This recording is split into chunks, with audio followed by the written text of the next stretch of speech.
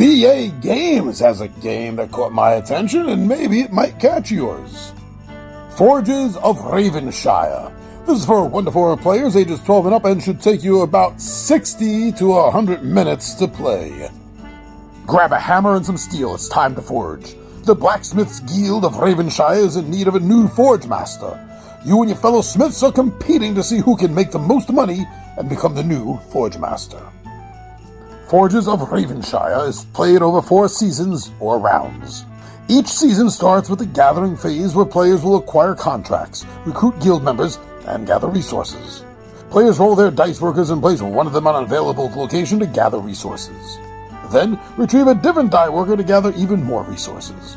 However, the various workers are from different guilds and when retrieved, will activate the guilds that you have invested in.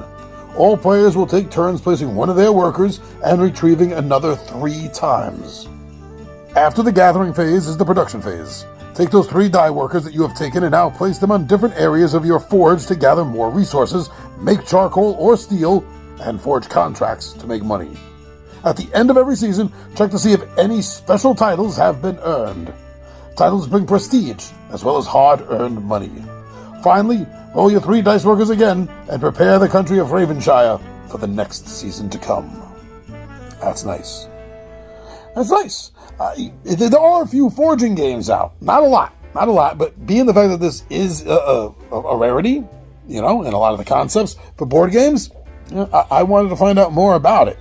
Now, over the years, this isn't true from the beginning of my gaming experiences, but over the years, I have come to really enjoy dice placement games, worker games, resource management style games, and I'm not very good at them at all. But for some reason, regardless of my skill in these games, I really am a bit attracted to them. So seeing yet another one, it seems like a lot, I know, but seeing another one in a fantasy setting, but dealing with something that you don't see a lot of, some nowadays, but not a lot of, and that's forging of items, like a blacksmith.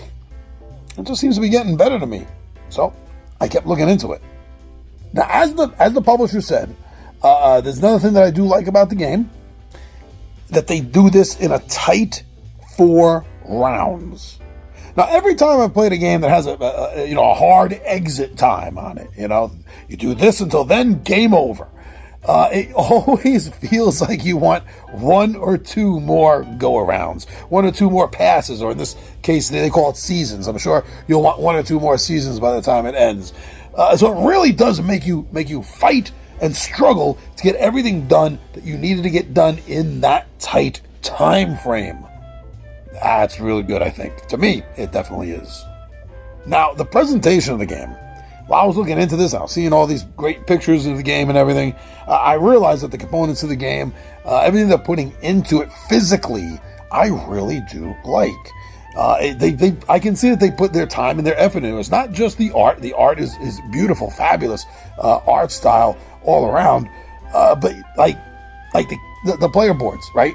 Dual cut player boards. I love that. You have cubes and stuff that you and other things that you need to keep track of on your player board. It sucks that they're always sliding around and off and everything, but when a company goes and they make the dual board die cut so your shit can rest right in it, nice and snug, man, I really like that. I really appreciate when they go that extra step. So seeing that in this game, I mean, it's not even the game. It's not even the mechanic. It's not even playing the game. It's just an aspect of a component to it, and it's got me excited. Now, reading what they're saying about the mechanics of the game and how it's played, it seems a little tricky to me. Something else I like, and that what I mean is tricky in the strategy of it, because you have these different colored dice that you're going to use as workers to go get shit done, go collect resources, and go to places. Right, and you might need one specific color because the colors are all tied to one specific aspect, right? So you might need that, but what you rolled for that color is like only a 1. That really sucks for you. So there's a lot of levels of the strategy just by using different colored dice for different purposes, and their values all meaning something with the placement of it. A lot of the worker placement games, you place the meeples or markers or something there. Most of them don't have to do with the dice themselves, much less now the number means something. So even if it's the right color, if it's something like that you need, if it's not a good number, it's not going to be worth it for you to play, no matter how much you need that color out. A lot of different levels of the strategy I'm reading about, and I do like that. That's enjoyable. That keeps you wanting to go at the game again and again and again, I think. Now, like I was saying at the beginning, just tying what I was saying at the beginning with what I'm saying now. So you have to make all these hard choices about what die to use, whether you need the color or not, because of the high or low score on it. But remember, on top of all that, I mean, you got 4 seasons. I mean, it's definitely just like 12 opportunities to do something. That adds a little bit of stress to a game, but that keeps you on your toes. That keeps things exciting. So I always say I like games that have a little bit of tension like this. Now, about the art, I like the art. The art is very cool. I mean, the badger foraging on the cover and everything. Now, using animals, I was a little surprised because it could have gone more cartoony, kitty kind of art style because they're using the animals. And I don't feel that at all. Anything that I've seen images of this game, it doesn't make me think of a Saturday morning cartoon for an 8-year-old. Just happens to be some badass badger on the cover who's a blacksmith. I kind of think that's pretty cool. Now, so something else that I'm seeing, it seems that most of the reviewers that have already played this game seem to be talking about is this may not necessarily really be a game for newbies that you're trying to get into the board gaming hobby as a whole. I'm not talking about the occasional family night board game. I'm talking about like hardcore board gaming lifestyle kind of gamers and stuff. This might not be exactly for them.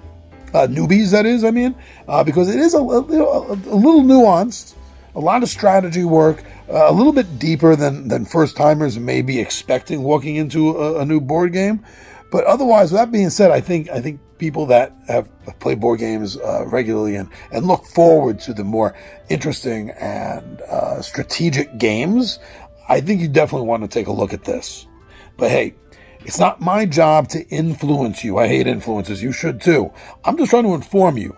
And you should get your own information. And I think the top way for you to do that is to watch a playthrough of this or anything else you're interested in. Watch a playthrough. That'll give you the best idea if the game you're watching is something that you and your buddies are going to get excited about. So go, get yourself some more information, and then why don't you come back here and tell us what you think of Forges of Ravenshire.